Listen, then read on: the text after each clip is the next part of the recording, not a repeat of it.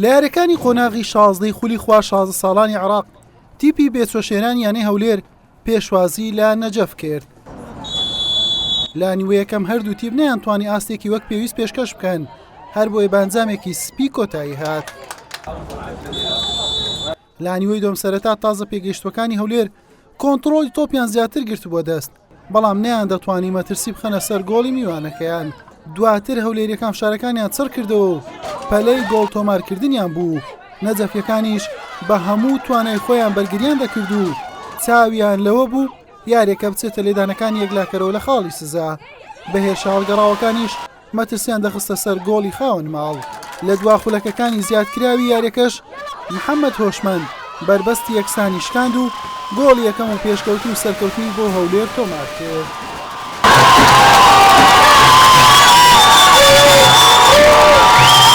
لە جێم یەکەم بەڕاستی کەشوهەوای گەرمی زۆر تاسیری لە یاریزانەکان کرد. دووش فەریقی بەرامبەرمان بەڕاستی یعنی بێک تەریقە گەمایان دەکرد، خۆیان لە گۆلە نابوو تۆپەکی درێژ خۆیان دەکەتان وەقت.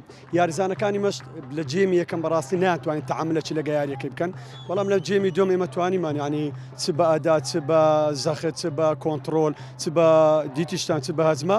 بەڵام گرنگ ئەوەیە ئەمە ڕاستە برمانەوە لە کۆتاییەکە ئێمە گۆڵمان تۆمار کرد. بەزەوە خەیەک هەدەفمان هەیە یاریزان دروستکەین.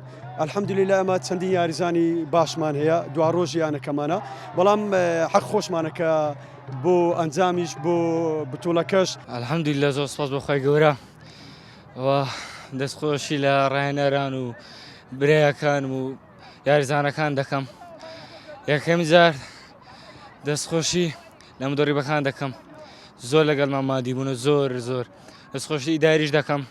الحەمدوللیلا یاریەکە توعادل بوو، بەس ئاخیرەکەی دەقە ئێمە تاوانیمان هەڵ قۆزینەوە گۆلەکە بیکەین یەک بەیج بیبێنەوە. ئینشاڵڵا لە قۆناغ هەشت سەرکەوتوو دەبین، ئینشاڵڵا نازناومان ئەوەیە کاسەکە ببین.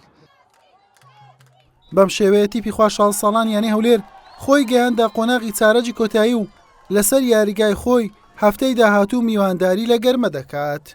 حسێن محەممەد کەناڵی پێام هەولێر.